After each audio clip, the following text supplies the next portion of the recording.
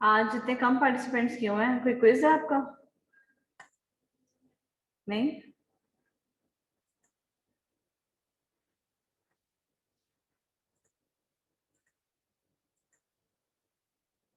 Okay, मैंने एक announcement करनी थी स्टूडेंट्स आपके लिए। आपका जो मिड्स है वो आपको पता है कि मिड टर्म एग्जामिनेशन आपका वाला जो है पेपर मेडिसिन 1 का वो है 5 जुलाई को फर्स्ट पेपर है, ठीक है, 5th स्लॉट में है। और दूसरा ये कि इसका जो पैटर्न होगा वो क्या होगा कि 50% ऑब्जेक्टिव और 50% जो है सब्जेक्टिव होगा। 50 मार्क का पेपर होगा जिसमें आपके जो एमसीक्यूज होंगे ऑब्जेक्टिव टाइप पेपर में वो 25 एमसीक्यूज होंगे और सब्जेक्टिव में आपके 5 मार्क्स के 5 क्वेश्चन होंगे। ठीक है, आपने 5 क्वेश्चन का जो वो सब्जेक्टिव पेपर होगा उसको इस तरह से अटेम्प्ट करना है कि अगर 5 मार्क का कोई क्वेश्चन है तो उसको जस्टिफाई उसके आंसर को इस तरह से करना है। जैसे अगर पॉइंट्स की फॉर्म में अगर आपसे कोई चीज पूछी हुई है तो आपने पॉइंट्स की फॉर्म में टू द पॉइंट चीज बतानी है, ठीक है, कोई अनड्यू डिटेल्स नहीं चाहिए, ठीक है। जैसे इटियोलॉजिकल फैक्टर्स होते हैं या ट्रीटमेंट ऑप्शंस है किसी डिजीज के, या इसी तरह से अगर किसी के रिस्क फैक्टर्स हैं, ठीक है, तो आपने 5 मार्क्स में उस तरह से बताना है ये चीज, ठीक है। बहुत कोई डिटेल जाहिर 5 नंबर का जो क्वेश्चन होता है उसमें बहुत ज्यादा डिटेल तो नहीं होती ना, ठीक है। तो जो आपसे क्वेश्चन पूछा जाए उससे रिलेटेड आपने आंसर देना है टू द पॉइंट। ओके जी, let's start off today's lecture. क्यों ज्वाइन नहीं कर रहे अभी तक? 9 मिनट तो हो गए क्लास के। बच्चे लेबलिंग तो नहीं, लेकिन और भी बहुत सारी चीजें हैं जैसे हम लोगों ने अभी कार्डियोवास्कुलर सिस्टम से रिलेटेड पढ़ी हैं कि जैसे एक सिंपल से एग्जांपल है कंजेनिटल हार्ट डिजीजेस में जैसे हमने ट्रीटमेंट ऑप्शंस पढ़े हैं, ठीक है। तो कुछ ऐसी भी डिजीजेस हैं कि जिसमें 5 ऑप्शंस भी दिए हुए हैं। अगर तो आपसे जैसे ड्रग्स पूछी जाती हैं किसी डिजीज के, जैसे एंटी ट्यूबरकुलस ड्रग्स है तो 5 मार्क्स क्वेश्चन में 5 ड्रग्स हैं वो, ठीक है। लेकिन अब आपने ये देखना है कि ड्रग्स के साथ उनके साइड इफेक्ट्स पूछे जाते हैं, तो 1 मार्क आपका कैसे पूरा होगा अगर आप ड्रग और उसका साइड इफेक्ट साथ लिखते हो, ठीक है। तो इस तरह से आपने अब खुद देख लेना है कि आप कैसे जस्टिफाई करते हो मार्क्स को विद आंसर, ठीक है। और इटियोलॉजी पूछी जा सकती है, इटियोलॉजिकल फैक्टर्स होते हैं जैसे सेकेंडरी हाइपरटेंशन है, मैं एग्जांपल्स दे रही हूँ आपको। इसी तरह से और क्या क्या हो सकता है, जैसे कंजेनिटल हार्ट डिजीजेस क्लासिफिकेशन है जिसमें ए साइनोटिक और साइनोटिक हार्ट डिजीजेस हैं, ठीक है। तो जो कंप्लीट अगर आप आंसर लिखते हो तो आप 5 मार्क्स ले लेते हो, ठीक है। तो आपने बस इस तरह से उसको अटेम्प्ट करना है बहुत ध्यान से कि जो चीज पूछी हुई है अगर तो आप वो लिखोगे तो आपको मार्क्स मिलेंगे, ठीक है। ये ना हो कि जैसे अब मैं आपको साथ साथ बताती रही हूँ कि रिस्क फैक्टर्स क्या होते हैं, इटियोलॉजिकल फैक्टर्स क्या होते हैं। इटियोलॉजी वो होती है जो कॉजेज होते हैं, रीजंस फॉर दैट डिजीज, ठीक है। रिस्क फैक्टर्स कौन से होते हैं कि किसी एक स्पेसिफिक इंडिविजुअल में क्या क्या रिस्क हो सकते हैं अकॉर्डिंग टू हिज, आप समझ लो कि एनाटॉमी फिजियोलॉजी की उसमें क्या क्या रिस्क है उस डिजीज के होने के, ठीक है। रिस्क फैक्टर्स ये होते हैं। इसी तरह से जैसे प्रेसिपिटेटिंग फैक्टर्स होते हैं, वो क्या फैक्टर्स होते हैं कि जो प्रेसिपिटेट करते हैं, एनहांस करते हैं डिजीज के प्रोसेस को, ठीक है। और साइंस एंड सिम्टम्स आ सकते हैं, पेशेंट किस तरह प्रेजेंट करता है। आप किसी डिजीज के बारे में ये पूछा जा सकता है कि हाउ टू इन्वेस्टिगेट, क्या आप इन्वेस्टिगेशन कैसे करवाते, क्या क्या इन्वेस्टिगेशन करवाते हैं। जैसे एक्यूट ट्रॉमेटिक फीवर में आप देख लो कि हम जो है सीबीसी कंप्लीट ब्लड काउंट से लेकर ईसीजी एकोकार्डियोग्राफी तक करवाते हैं, ठीक है। तो इस तरह से आपने उसमें उस वैसे ही लिखना है।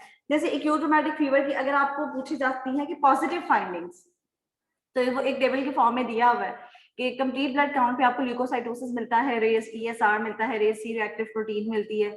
इसी तरह से अगर तो कार्डाइटिस है तो आपको चेस्ट एक्सरे पे कार्डियोमेगाली होगी।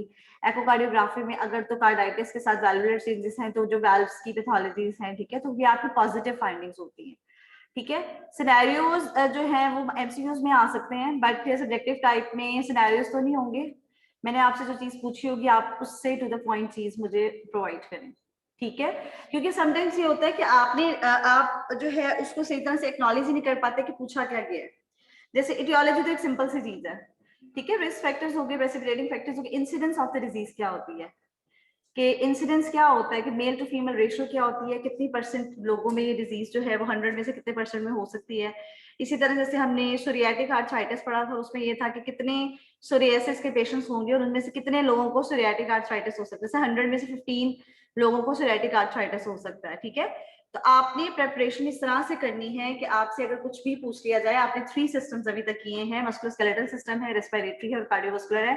आप ये समझ लो कि आपने अपने कोर्स का मैक्सिमम पोर्शन कर लिया होगा, ठीक है। हमारे फाइनल्स के लिए अब जो रह गए हैं वो 6 लेक्चर्स हैं, वो भी आप 16 अभी पढ़े और आपके 4 रह गए हैं। अगर ये 20 लेक्चर्स का है तो मैं देख रही हूँ अगर तो मुझे इससे रेलेवेंट कुछ और मिल जाता है तो मैं हो सकता है कि कुछ लेक्चर्स थोड़े और पढ़ा दूं, बट अभी तक जो है आप मैक्सिमम देख लो कार्डियोवैस्कुलर सिस्टम हमारा तकरीबन हमने पढ़ लिया, कंप्लीट हो गया। अभी आज आर्टीरियल डिजीजेज हैं, ये आप पढ़ेंगे, ठीक है। इसके बाद वीनस डिजीजेज हैं, तो आपने 14 लेक्चर्स कवर करने हैं, ठीक है। सेकेंड इंपॉर्टेंट थिंग इज आपका जो सेकेंड क्विज है मेडिसिन 1 का, फ्रॉम 8 लेक्चर्स ऑनवर्ड्स 14 लेक्चर्स तक, वो है वेंसडे को 8 to 9 PM। उसमें 20 MCQs होंगे और 30 मिनट्स में आपने करने होंगे।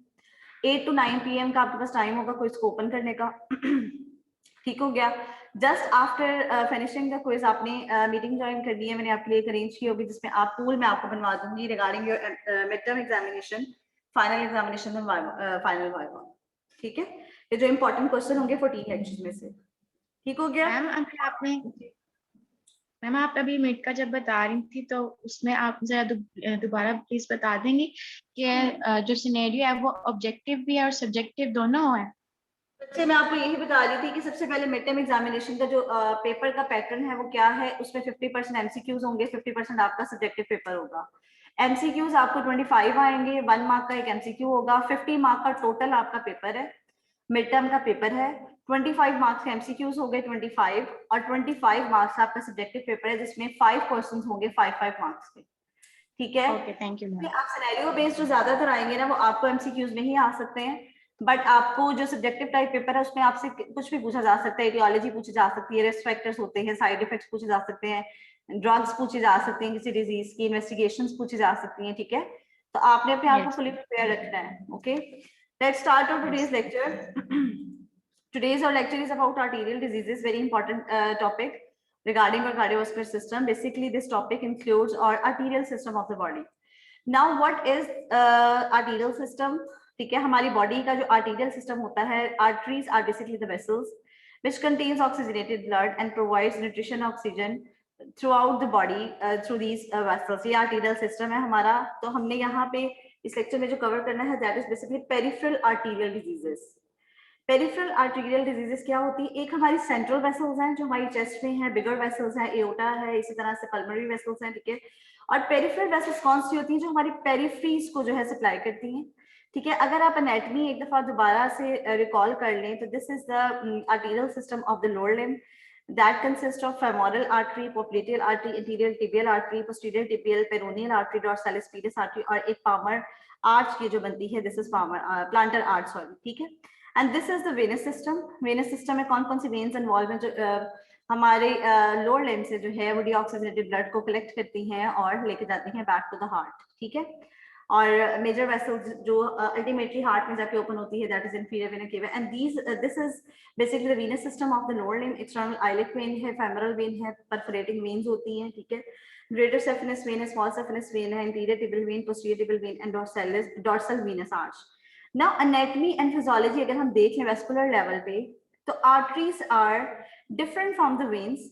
Arteries are having thicker outer layers, ठीक है। एंड वेन्स जो है उनकी जो आउटर लेयर्स होती हैं या आगे समझो जो आउटलाइन होती है, that contains lesser smooth muscles in it, ठीक है। किसी भी वेसल की जो 3 लेयर्स होती हैं, that 3 layers are actually outer layer is tunica externa और tunica adventitia, middle layer is tunica media and inner layer is tunica intima, ठीक है। अब आर्टरीज किस तरह डिफरेंट है वेन से? Arteries are having more smooth muscles in the tunica media layer, ठीक है। Therefore, arteries are having arterial walls are thicker due to greater smooth muscle and stronger and can withstand high blood pressures, ठीक है।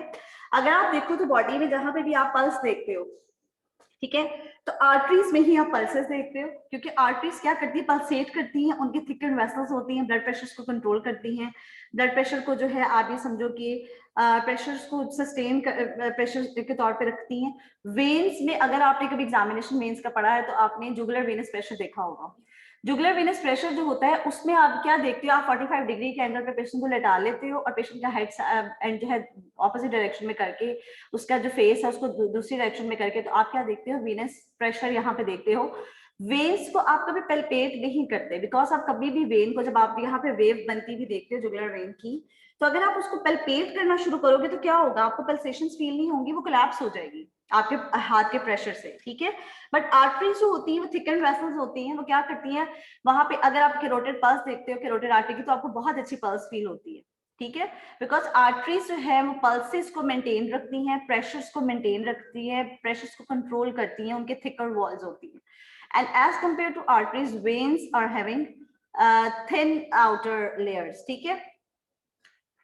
Now, anatomy and physiology, again, physical principles that determine blood flow, pressure created by pumping of the heart and resistance of blood pumped, peripheral vascular resistance, ठीक है। अब क्या basically हमारी body में pressure कैसे create होता है, प्रेशर जो हार्ट का पंप करना होता है, this creates pressure in our vessels, ठीक है। जो एक सिंगल कार्डिक आउटपुट जनरेट होता है with pumping of our heart, वो क्या करता है, वो प्रेशर जनरेट करता है और वेसल्स में वो प्रेशर जो है वो सारा चला जाता है। अब आगे जब ब्लड फ्लो करेगा हार्ट के पंप करने से, जब एक आगे समझो कि आउटपुट निकलेगा from the heart, that is cardiac output, तो वो जो प्रेशर से ब्लड जाता है उसको पेरिफेरल वेसल्स में जाके क्या मिलती है, रेजिस्टेंस, ठीक है, जिसको हम कहते हैं peripheral resistance, and that resistance is basically due to blood vessel wall, ठीक है। तो प्रेशर्स जो जनरेट होते हैं that is by the pumping of the heart, and resistance of blood pumped is peripheral vascular resistance. Now arterial diseases हम यहाँ पे पढ़ने लगे हैं, what are the different arterial diseases, peripheral vascular diseases are very important diseases, ठीक है, जो और स्पेसिफिकली लोअर एक्सट्रीमिटी की जो ऑक्लूसिव डिजीजेस होती हैं। अब क्या क्या प्रॉब्लम्स हो सकती हैं पेरिफेरल वेस्कुलर डिजीजेस में, the problems are like if the vessels are stenosed, अगर वेसल्स नैरो हो जाएं, अगर वेसल्स जो है ब्लॉक हो जाएं, वेसल्स में एथेरोस्क्लेरोसिस के प्रोसेस स्टार्ट हो जाए, जिसमें क्या होता है फैटी लेयर्स डेवलप हो जाती हैं, ठीक है, या फिर वेसल्स में थ्रोम्बोसिस हो जाए, थ्रोम्बस फॉर्मेशन हो जाए, ठीक है। Another important complication of vascular diseases are like जो एम्बोलाइजेशन हो जाती है कि एक जगह पे थ्रोम्बस बना, वहां से डिटैच हुआ और जाकर उसे किसी डिस्टेंट वेसल को ब्लॉक कर दिया, ठीक है। तो progressive narrowing or occlusion of lower extremity artery resulting in decreased blood flow to the limbs, thereby decreasing the amount of oxygen nutrients delivered to the tissues, ठीक है। तो अगर तो वेसल्स, पेरिफेरल वेसल्स हमारी ऑक्लूड हो जाती हैं या उसमें डिक्रीज ब्लड फ्लो हो जाता है, तो हमारे लिम्स में क्या होगा, इस्कीमिया हो जाएगा, ठीक है, due to decrease amount of oxygen and nutrients delivered to the tissues. Now, what are the causes of peripheral arterial disorders? Atherosclerosis is a very big etiology. Atherosclerosis का प्रोसेस जो होता है वो यंग एज में ही start हो जाता है। Atherosclerosis में क्या होता है कि इस तरह से प्लैक्स डेवलप हो जाते हैं, वेसल के अंदर डेपोजिशन हो जाती है, फैटी डिपॉजिट्स बन जाती हैं, उसके ऊपर प्लेटलेट एग्रीगेशन हो जाती हैं, थ्रोम्बस फॉर्मेशन हो जाती हैं, ठीक है। तो एथेरोस्क्लेरोसिस के प्रोसेस की वजह से क्या क्या कॉम्प्लिकेशंस हो जाती हैं, कोरोनरी आर्टरी डिजीजेस हो जाती हैं, सेरेब्रोवास्कुलर डिजीजेस हो जाती हैं। This triple A is abdominal aortic aneurysms, ठीक है। Aneurysm is a condition when there is dilatation of vessel occur, renal artery stenosis develop हो जाती है, डिसेंट्राइटिक इस्कीमियाज हो जाती हैं, मेसेंट्री जो कि इंटेस्टाइन्स के अराउंड प्रेजेंट होती है। अदर कॉजेज में एन्यूरिज्म्स या तो हेरिडिटरी होंगे या एक्वायर्ड होंगे, इसी तरह से ट्रॉमा, ठीक है, और जो है वो रेडिएशन, इन्फेक्शन, फंक्शनल स्पाज, ठीक है। समटाइम्स आर्टरी जो होती है उनमें स्पाज हो जाता है, जिसकी वजह से क्या होता है कि वेसल्स जो है वो due to these spastic changes क्या होती हैं कि ब्लड सप्लाई जो है वो डिक्रीज हो जाती है, and this is called Raynaud's phenomena. Peripheral vessels में समटाइम्स ऐसे हो जाता है, and due to cold exposure, ठीक है। इसी तरह से वेस्कुलाइटिस, बर्जर्स डिजीजेस हैं, थ्रोम्बोइंजाइटिस ऑब्लिट्रांस हैं, these diseases are related to smoking. Smoking के साथ क्या होता है, वेस्कुलर चेंजेस आ जाती हैं, वेसल्स में क्लॉट्स फॉर्मेशन हो जाती हैं और इस्कीमिक चेंजेस आ जाती हैं जिन एरियाज में वो सप्लाई कर रही होती हैं। Now this is basically the progression of occlusion. First of all, this is normal vessel, ठीक है, these are the normal blood vessel layers. But first of all क्या होता है, यहाँ पे फैटी स्ट्रीक बनती है, उसके बाद फाइब्रस प्लैक्स बनना शुरू हो जाते हैं, कैल्सिफिकेशंस हो जाती हैं, एंड अल्टीमेटली वेसल ब्लॉक हो जाती है। तो this is the progression of occlusion, ठीक है। ये एक वेसल है, जिस तरह इसकी ये आउटर लाइनिंग है, ठीक है, और इनर जो है ये डेपोजिशन होने की वजह से क्या होगी, वेसल जो है वो ऑक्लूड हो जाती है। दिस इज, अगर आप देखें तो अगर ये ल्यूमेन है तो ल्यूमेन बहुत ज्यादा नैरो हो जाता है, this is called stenosed vessel, ठीक है, स्टेनोसिस डेवलप हो जाती है। Now what are the major risk factors of peripheral arterial diseases, these are very important. Diabetes mellitus, current smoking, hypercholesterolaemia, lipoprotein A, C reactive protein, hypertension and age more than 75 years. Now these risk factors are very very important to acknowledge कि किसी भी peripheral arterial diseases के लिए क्या क्या risk factors हो सकते हैं। देखो इसमें कुछ मॉडिफाइबल रिस्क फैक्टर्स होते हैं, कुछ नॉन मॉडिफाइबल होते हैं। अगर एज किसी की ज्यादा है तो आप उसको कुछ भी नहीं कर सकते, उसको तो आप मॉडिफाई नहीं कर सकते। With the passage of age होता क्या है बॉडी में एथेरोस्क्लेरोसिस के प्रोसेस स्टार्ट हो जाती है और मैक्सिमम जो वेसल्स होती हैं वो क्या होती है, स्टेनोज्ड हो जाती हैं, डेपोजिशन हो जाती है, उसमें कैल्सिफिकेशन हो जाती है, थ्रोम्बस फॉर्मेशन हो जाते हैं। तो एज को तो आप मॉडिफाई नहीं कर सकते, but these risk factors can be modifiable. अगर पेशेंट को डायबिटीज मेलाइटिस है तो आप उसको कंट्रोल करें डायबिटीज को। हाइपरटेंशन जो है, हाइपरटेंशन को कंट्रोल किया जा सकता है bye anti hypertensive drugs. Smoking को जो है स्टॉप करवाया जा सकता है। कोलेस्ट्रॉल, हाइपरकोलेस्ट्रोलीमिया है तो क्या किया जा सकता है, कोलेस्ट्रॉल को जो है इंटेक कम किया जा सकता है। लिपिड लोअरिंग ड्रग्स होती है जो पेशेंट्स को दी जाती हैं। Lipoproteins A and C reactive proteins को भी आप कंट्रोल कर सकते हो, but this is non modifiable risk factor, ठीक है। Now how to present, patient present कैसे करेगा पेरिफेरल आर्टेरियल डिजीजेस के साथ। प्रोग्रेसिव और एक्यूट अगर डिजीजेस होंगी, प्रोग्रेसिव डिजीज होगी तो वेरिंग लेवल्स ऑफ सिवियरिटी पे पेशेंट जो है वो लाइफ थ्रेटनिंग लिम्ब इस्कीमियास के साथ प्रेजेंट करता है, स्ट्रोक के साथ प्रेजेंट करता है। अगर हमारी ब्रेन की वेसल्स ब्लॉक हो जाती हैं, ठीक है, तो क्या होगा, ब्रेन का उतना एरिया जहां पे वो वेसल सप्लाई करी थी वो इन्फेक्टेड हो जाएगा, ठीक है। पेशेंट प्रेजेंट करेगा स्ट्रोक के साथ, फॉलीज के अटैक के साथ। अब जो स्ट्रोक होता है वो दो तरह का होता है, या तो इन्फेक्टेड स्ट्रोक होता है जब वेसल ब्लॉक होने की वजह से जो एरिया इन्फेक्ट हो गया, या एक टाइप होती है स्ट्रोक की, दैट इज हेमरेजिक स्ट्रोक, जिसमें क्या होता है ब्लड वेसल रप्चर कर जाती है, ब्लीडिंग हो जाती है, ठीक है। फिर एब्डोमिनल एओर्टिक एन्यूरिज्म्स डेवलप हो जाते हैं, वेसल्स डायलेट हो जाती हैं, वेस्कुलर जो वॉल्स होती हैं वो थिन्ड आउट हो जाती है और उनके रप्चर के चांसेस बढ़ जाते हैं। And third one is limb ischemia. Patients जब पेरिफेरल पेशेंट को आर्टेरियल डिजीजेस डेवलप हो जाती हैं तो लिम्ब्स का इस्कीमिया हो जाता है। ऑब्वियसली लिम्ब्स को जो वेसल सप्लाई कर रही थी वो सप्लाई नहीं करेंगी तो क्या होगा, लिम्ब्स का इस्कीमिया हो जाएगा। समटाइम्स पेशेंट एसिम्प्टोमेटिक भी प्रेजेंट करते हैं, पेशेंट को स्कीमिक चेंजेस चल रही होती है लेकिन अभी सिम्टम्स अपीयर नहीं होते, या फिर पेशेंट लेग पेन्स के साथ प्रेजेंट करते हैं, या पेशेंट क्लासिकल क्लॉडिकेशंस के साथ प्रेजेंट करते हैं। क्लॉडिकेशन क्या होती है कि कभी आपने देखा होगा कि चलते चलते अचानक से आपको जर्क लगता है, आपकी जो है लेग में पेन स्टार्ट हो जाती है और आप एकदम स्टॉप कर देते हैं वॉक करना, आपसे मूव नहीं किया जा रहा होता, ठीक है। तो that is due to these occlusive vascular diseases and critical limb ischemias और लाइफ लिम्ब थ्रेटनिंग इस्कीमियाज हो जाते हैं, न्यूरोलॉजिकल और एब्डोमिनल सिम्टम्स हो जाते हैं। तो these are the clinical presentations of the patients.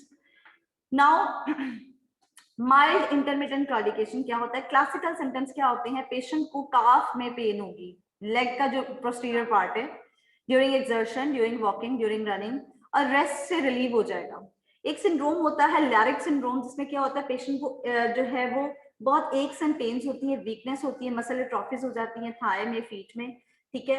और समटाइम्स ये बर्जर्स डिजीज के साथ भी एसोसिएटेड होता है। Buerger's disease is basically vasculitic disease, ठीक है, वेस्कुलाइटिस डेवलप हो जाते हैं and this is associated with smoking, ठीक है। तो क्लासिकल सिम्टम्स क्या होते हैं लिम्ब इस्कीमियास के, पेशेंट को जो है पेन होगी ड्यूरिंग वॉकिंग, ठीक है, रेस्ट पे रिलीव हो जाएगा, एक्सर्शन करने पे उसको पेन फील होगी। मसल एट्रोफीज क्यों हो जाती हैं, ऑब्वियसली जिन एरियाज को ब्लड वेसल सप्लाई करिए, अगर उन एरियाज की ब्लड सप्लाई कम हो जाएगी या डिक्रीज हो जाएगी, स्टॉप हो जाएगी, तो क्या होगा, मसल वेस्टिंग स्टार्ट हो जाएगी, ठीक है, मसल्स में न्यूट्रिशन नहीं पहुंच रही, ऑक्सीजन नहीं मिल रही, ठीक है। एटिपिकल सिम्टम्स में क्या होगा कि समटाइम्स पेशेंट को रेस्ट में भी पेन फील होती है, पेन बिगनिंग एट रेस्ट, ठीक है। Now, what is critical limb ischemia? Ischemic pain at rest represents more severe decrease in limb perfusion. This is very important. अगर किसी पेशेंट को अब रेस्ट पे भी ischemic changes आ गई हैं, ischemic pain start हो गई हैं, तो ये severe condition है।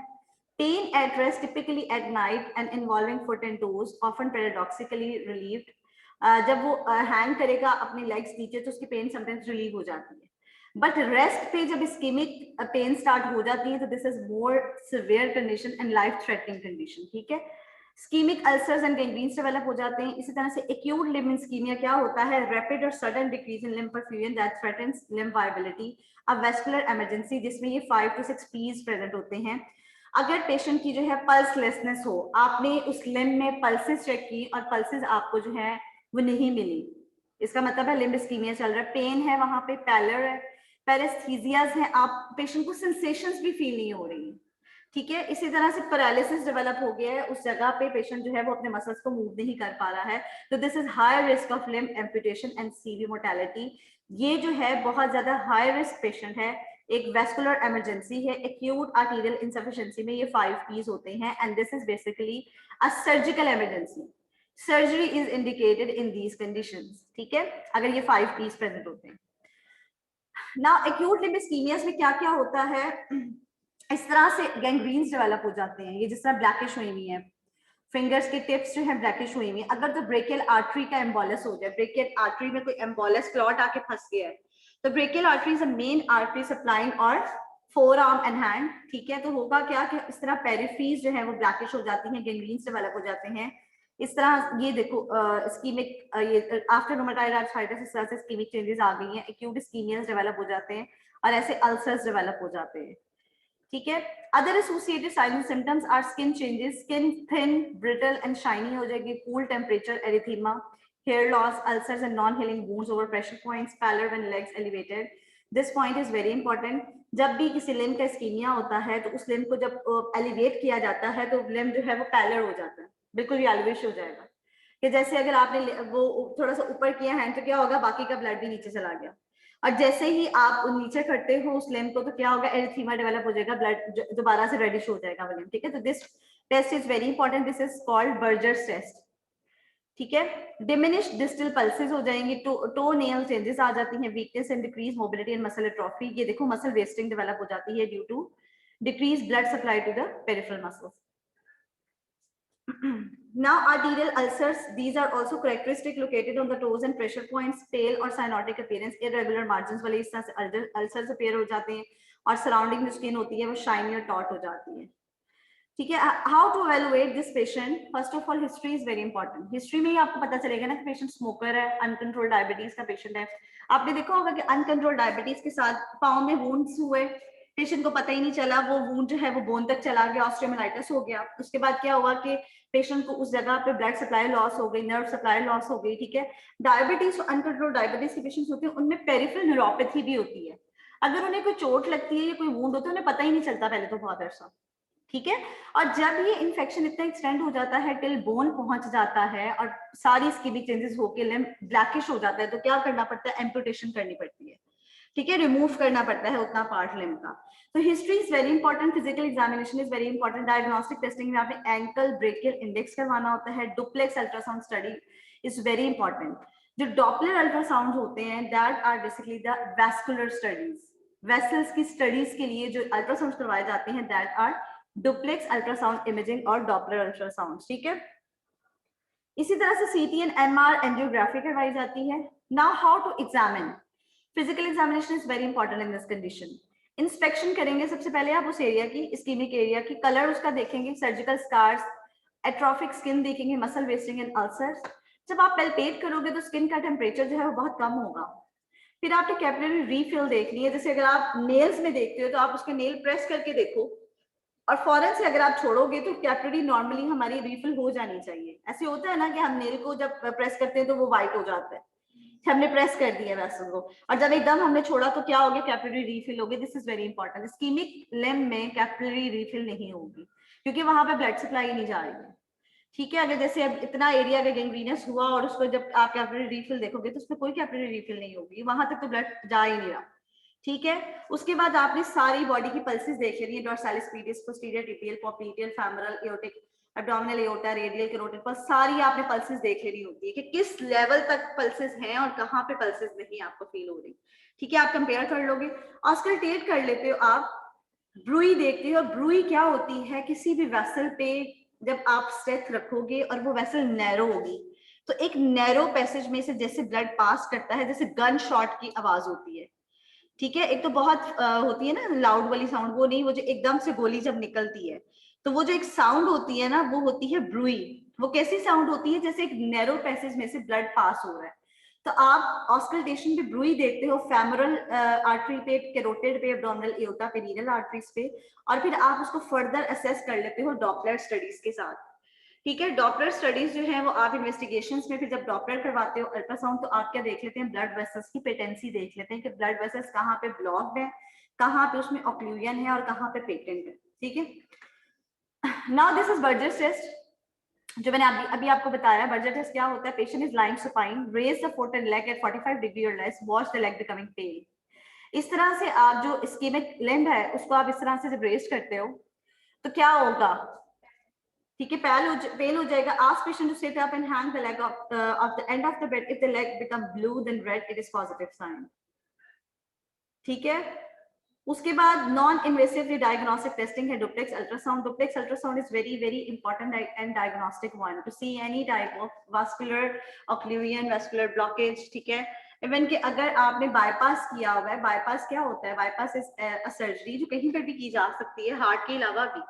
एक वेसल ब्लॉक है, ठीक है, और आपने जो है उस ब्लॉक वाले एरिया को बाईपास कर देना. ऊपर हेल्दी वेसल के साथ एक कनेक्ट कर दी वेसल जो कि उस ब्लॉक एरिया के ऊपर से प्रॉक्सिमल एंड से कनेक्ट करके उसके डिस्टल एंड पे कनेक्ट कर दिया और उस एरिया को हमने बाईपास कर दिया. तो क्या हुआ? हमने हेल्दी वेसल के साथ एक कनेक्शन बना दिया जो उसके हेल्दी पार्ट के साथ और नीचे वाले हेल्दी पार्ट के साथ. This is bypass.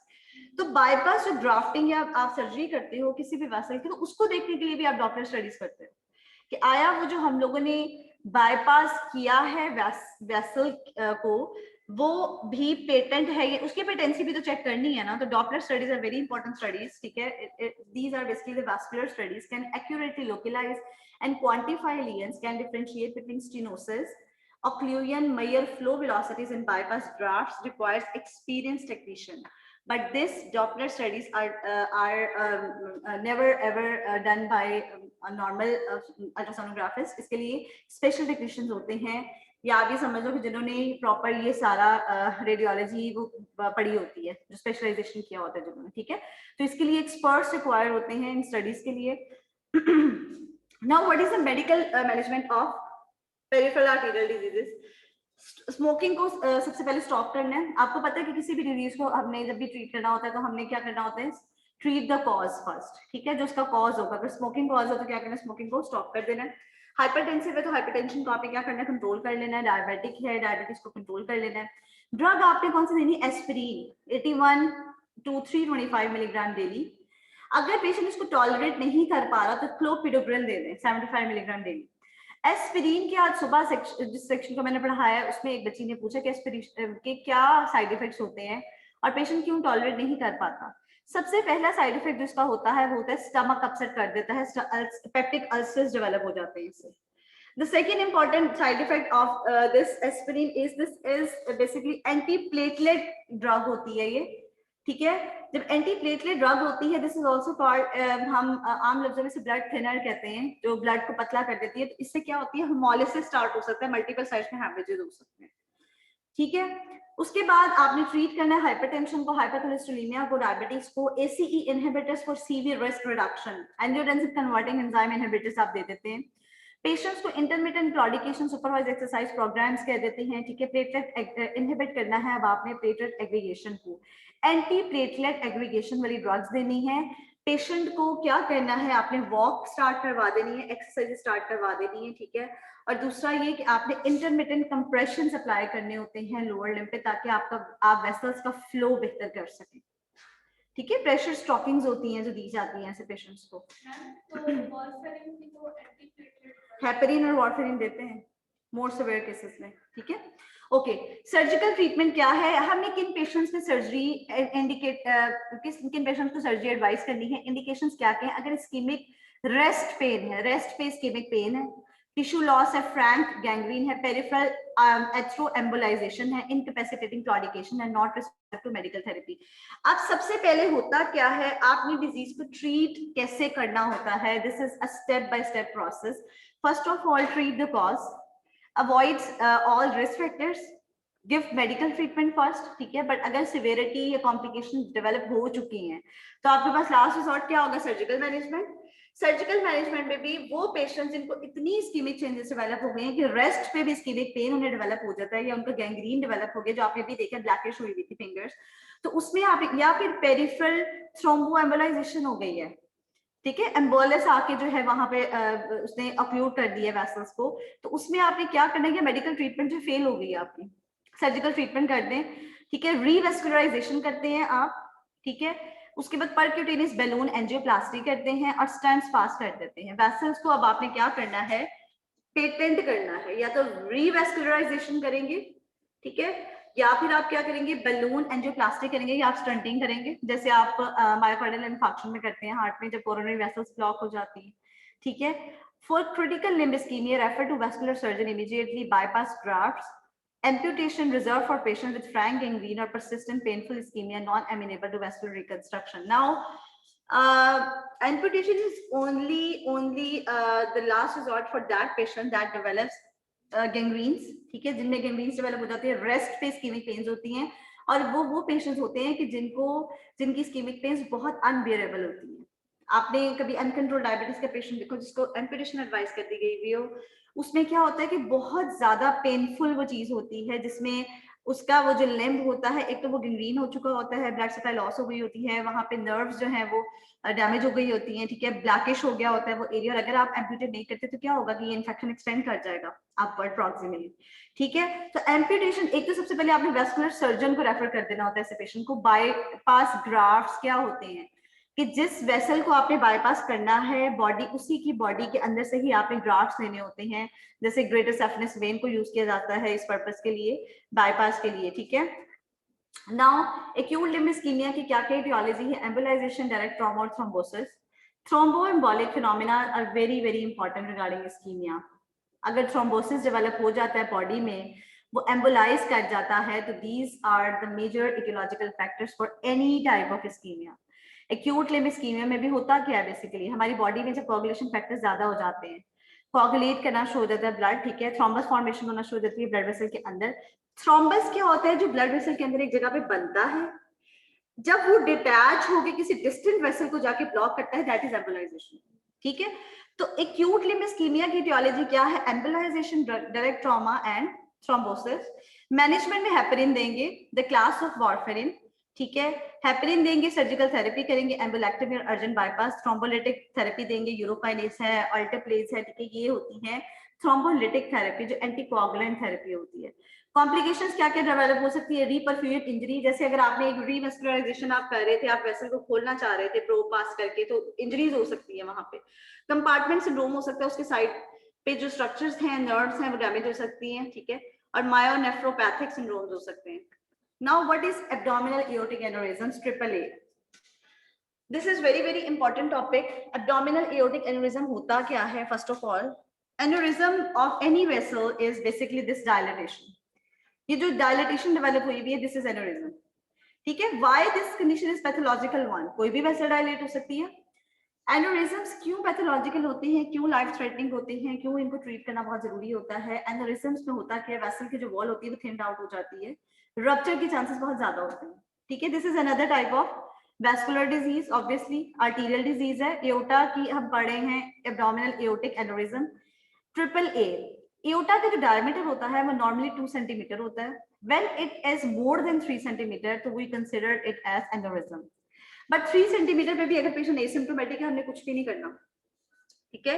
4 सेंटीमीटर पे भी एसिम्प्टोमेटिक है, कुछ भी नहीं करना, पेशेंट को फॉलो अप करते रहना है डॉक्टर स्टडीज के साथ। 5 या अबव, 5.5 सेंटीमीटर से अबव चला जाता है तो हमने क्या करना है, पेशेंट की सर्जिकल इंटरवेंशन करनी है। Now there are 2 terminologies regarding aorta, one is aortic aneurysm, ठीक है, and another one is aortic dissection. What is aortic dissection? As you know that blood vessel और arteries are having 3 layers, ठीक है। Inner layer है intima, media है adventitia. Inner layer अगर हमारी detach हो जाती है, इंटिमा लेयर फ्रॉम मीडिया, और ब्लड सीप कर जाता है within these 2 layers, tunica, intima and media, that is called aortic dissection. ये किसी भी वेसल की हो सकती है, but we are talking about here aorta, ठीक है। Involves all the layer of aorta, unlike thoracic aortic dissection therefore no intimal flap or false curve created। But aneurysm में ऐसा नहीं होता। एन्यूरिज्म में क्या होता है, डिसेक्शन नहीं होती, डिटैचमेंट नहीं होती, बल्कि तीनों लेयर्स जो हैं वो क्या हो जाती हैं, थिन्ड आउट हो जाती हैं, वेसल डायलेट हो जाती है। लोकेशन इसकी जो है मोस्टली इंफ्रारीनल होती है, ठीक है। 95% केसेस में कैन इन्वॉल्व रीनल, आइलियक और visceral arteries. This is aortic aneurysm, this is very important, ठीक है। टाइप्स क्या क्या है एब्डोमिनल एन्यूरिज्म की? Atherosclerotic, connective tissue disorders, obviously connective tissue भी तो पड़ा हुआ है ना वेसल वॉल में, सिर्फ स्मूथ मसल्स तो नहीं है ना। जो ट्यूनिका वो है हमारी एडवेंटिशिया है और इंटिमा है, ठीक है। अगर connective tissue disorders, inflammatory disorders हो सकते हैं। Infections like staphylococcus aureus, salmonella infections can cause this aneurysm, ठीक है। एपिडेमियोलॉजी क्या होती है? Prevalence is very rare, less than 60 years में ये नहीं होता। मेल्स में ये ज्यादा होता है, मोर देन 60 ईयर्स में ये ज्यादा होता है, ठीक है। और 57 to 88% केसेस में इसका जो डायमीटर है वो लेस देन 3.5 सेंटीमीटर रहता है। नॉर्मली हमारा डायमीटर कितना है एओर्टा का? 2 सेंटीमीटर। 3 सेंटीमीटर अबव हो जाएगा तो हम उसे कंसिडर कर लेते हैं एनोरिज्म। बट एनोरिज्म जब एक दफा डेवलप हो जाता है तो उसको फॉलो अप स्टार्ट कर देना होता है हमने बाय और डॉक्टर स्टडीज, ठीक है। अब रिस्क फैक्टर्स क्या होती है एनोरिज्म की? स्मोकर में ज्यादा होगा, male gender, age more than 65 है, नॉन एथेरोस्क्लेरोटिक डिजीज और family history of abdominal aortic aneurysms. अब एब्डोमिनल एओर्टिक एनोरिज्म्स की दो etiological causes very important, hereditary and acquired. These are acquired causes, but one of the causes hereditary one, ठीक है। कि families में genetic basis है इसकी, पेरेंट्स में एनोरिज्म्स अगर डेवलप होते हैं तो ऑफस्प्रिंग्स में भी हो सकते हैं, ठीक है। तो this disease is also having genetic basis. Clinical presentation क्या होगी? Mostly AAA are asymptomatic and discovered incidentally और by screening. This is very important.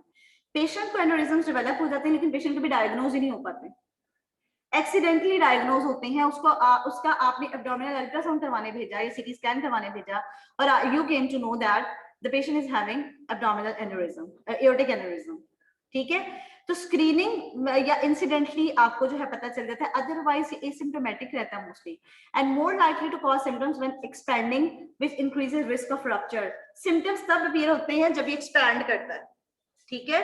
पल्सिटाइल हो जाता है, एक्सपेंसाइल मास बन जाता है, एट और अबव अम्बिलिकस, एब्डोमिनल पेन हो जाती है पेशेंट को, क्रॉनिक वेग study unaffected bye movement. Patient कहेगा कि चलने फिरने से इस पर कोई फर्क नहीं पड़ता, जो पेन है वो कंसिस्टेंट पेन है, वेग सी पेन है, ठीक है। पल्सिटाइल है, एब्डोमिन पे हाथ रखता हूँ तो ऐसे जैसे ना नाल कोई फूली हुई और वो जैसे पल्सेट करती है ना चीज, वो कर रही है, ठीक है।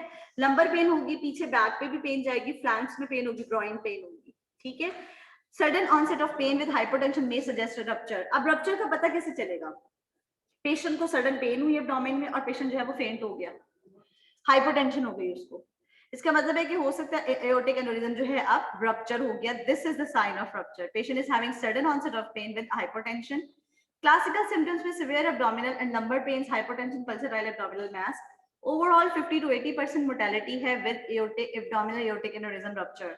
50% केसेस जो होते हैं रप्चर एनोरिज्म के वो जिंदा पहुंचते हैं हॉस्पिटल और 50% की एट द स्पॉट डेथ हो जाती है। बट जो 50% हॉस्पिटल पहुंचती है उनकी ड्यूरिंग सर्जरी मोर्टेलिटी बहुत ज्यादा है। देखो एक इतनी बड़ी वेसल रप्चर हुई है, पहुंच भी गया वो जिंदा वहां पे, रप्चर हुई हुई एओर्टा के साथ। आप जब तक उसको ओपन करेंगे, aorta is a bigger vessel. वो कौन सी वेसल है कि जो हमारा पूरा आउटपुट लेकर जा रही थी और उसने पूरी बॉडी में डिस्ट्रीब्यूट करना था। It's not a minor vessel, ठीक है। तो जब तक आप उसकी रिकंस्ट्रक्टिव सर्जरी करेंगे, सारा जो ब्लड है वो ड्रेन हो जाएगा बॉडी का। तो मोर्टेलिटी रेट भी इसमें बहुत ज्यादा है, ठीक है। तो सबसे पहले इसमें करना क्या है? रिस्क फैक्टर्स को अवॉइड करना है। दूसरे इसका फॉलोअप इज वेरी इंपॉर्टेंट। जब आपको पता ही चल रहा है कि साइज अब बढ़ रहा है, ठीक है, तो आपने उसी वक्त पेशेंट की कोई सर्जिकल इंटरवेंशन कर देनी, रिकंस्ट्रक्टिव सर्जरी आप कर दोगे। बट अगर एक दफा रप्चर हो जाता है तो उसका इंट्राऑपरेटिव मोर्टेलिटी रेट भी बहुत ज्यादा है, ठीक है।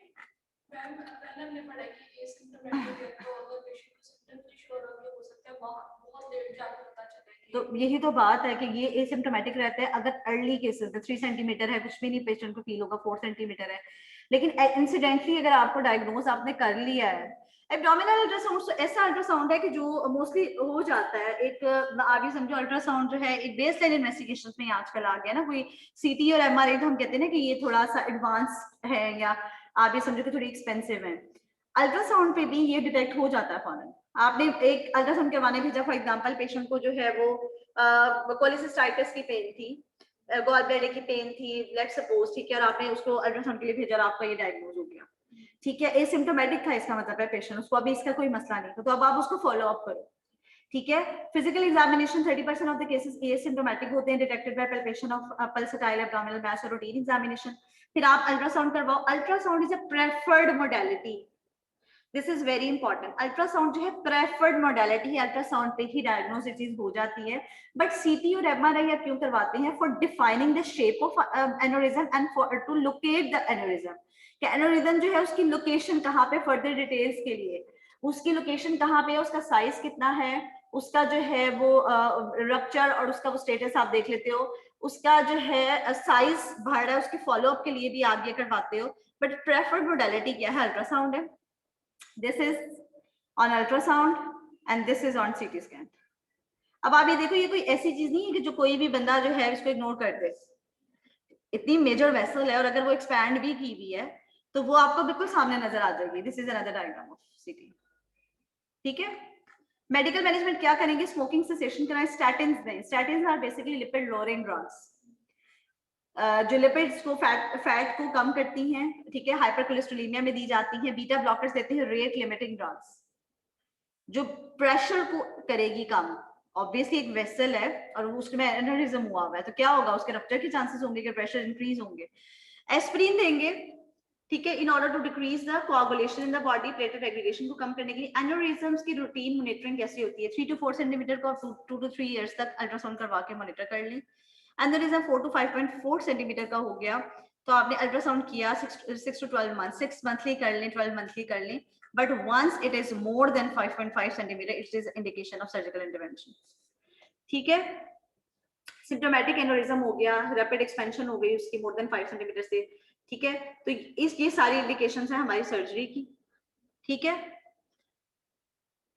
कॉम्प्लिकेटेड एनोरिज्म्स कौन से होते हैं, अगर वो सुप्रारीनल हो 95% हमने कहा था इंफ्रारीनल होते हैं।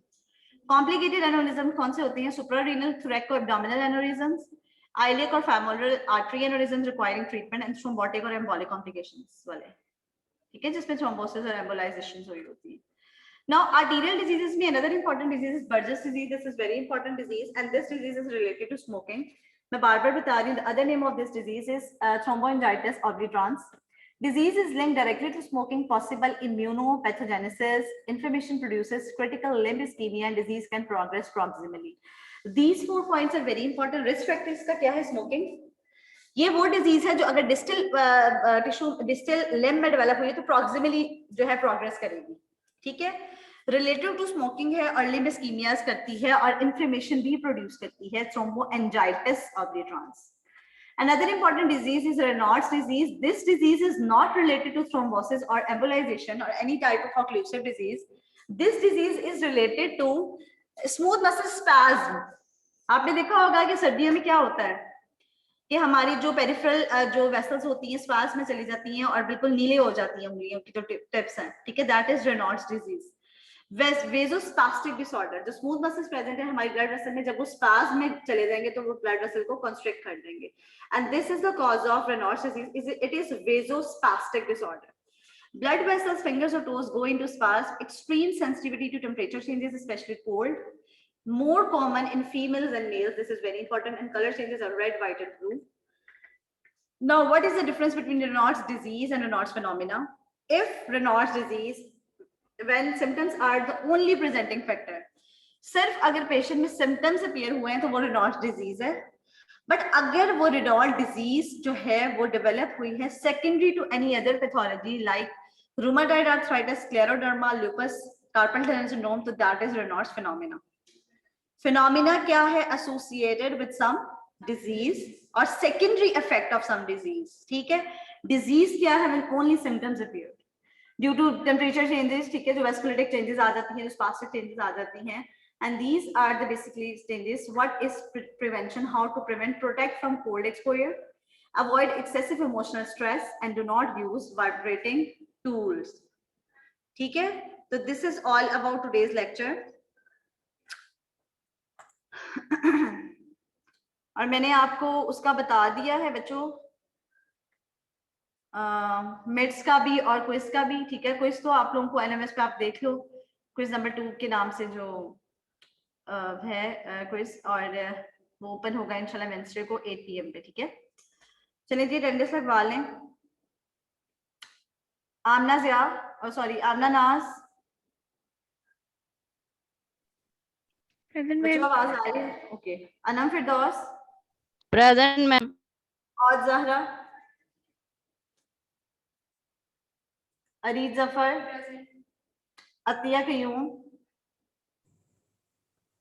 अवैस खान, दुआ रफीक, प्रेजेंट मैम। दुआ जैनब, प्रेजेंट मैम। फैसल मंजूर, गुलाम मुर्तजा मुश्ताक,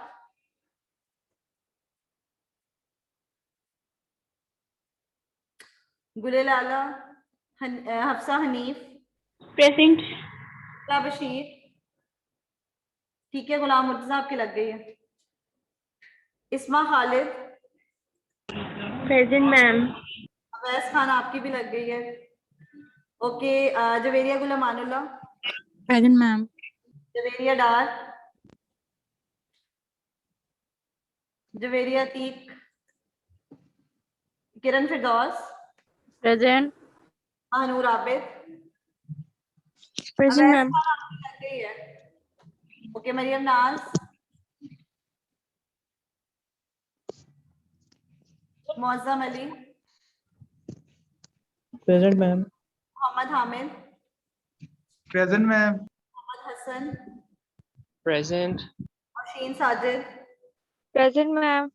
रगत Abdul Rahman, Present, ma'am. रामिर Shaukat, Yes, ma'am. राजिया बतूल, Present, ma'am. Rimsha Rashid,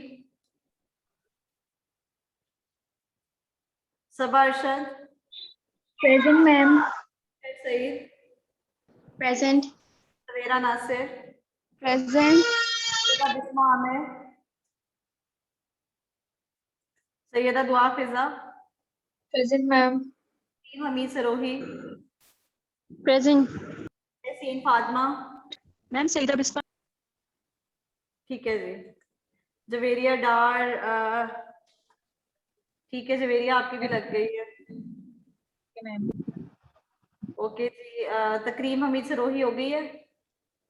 Yes, ma'am. Okay, तहसीन फातिमा, तिरजा अनवर, उजाला नासिर, Present, ma'am. कौन है प्रेजेंट? Present, ma'am. दोनों प्रेजेंट है। Ujala Nasir, Ujala Nasir. Present, ma'am. Tahseen Fatima present है। ओके, उरूज अफजल, उरूज जेब, ओके, वजीहा नूर, Present, ma'am. यार फातिमा। Present, ma'am. ठीक है जी स्टूडेंट्स, आप लोगों ने वैक्सीनेशन करवा लेनी है और क्विज की तैयारी कर लेनी है, मिड्स की तैयारी कर लेनी है। इंशाल्लाह आपका मिड बहुत अच्छा होगा।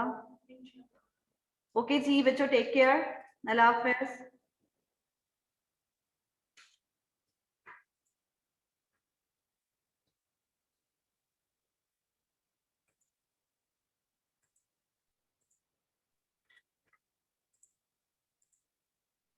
Me, ma'am.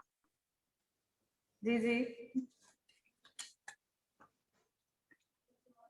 कुछ पूछना है? मैम मैं कब से आपको प्रेजेंट कह रही थी तहसीन फातिमा, आपने मेरी एब्सेंट मार्क कर दी है। अच्छा जी, मैं दोबारा खोल लेती हूँ। तहसीन फातिमा, ठीक है। Yes, ma'am.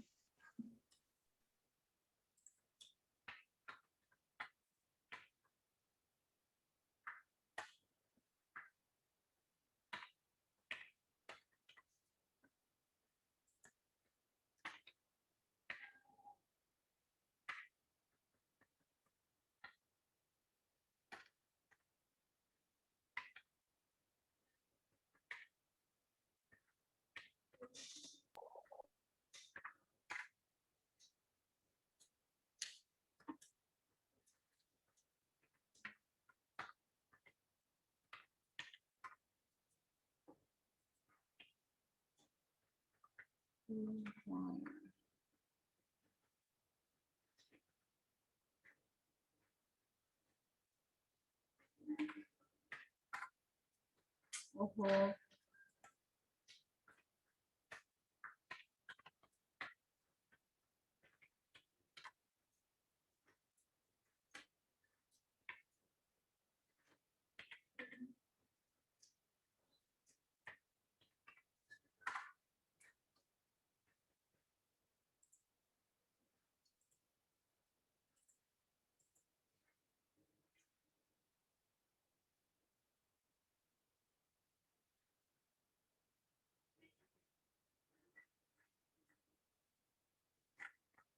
तहसीन फातिमा, यस मैम।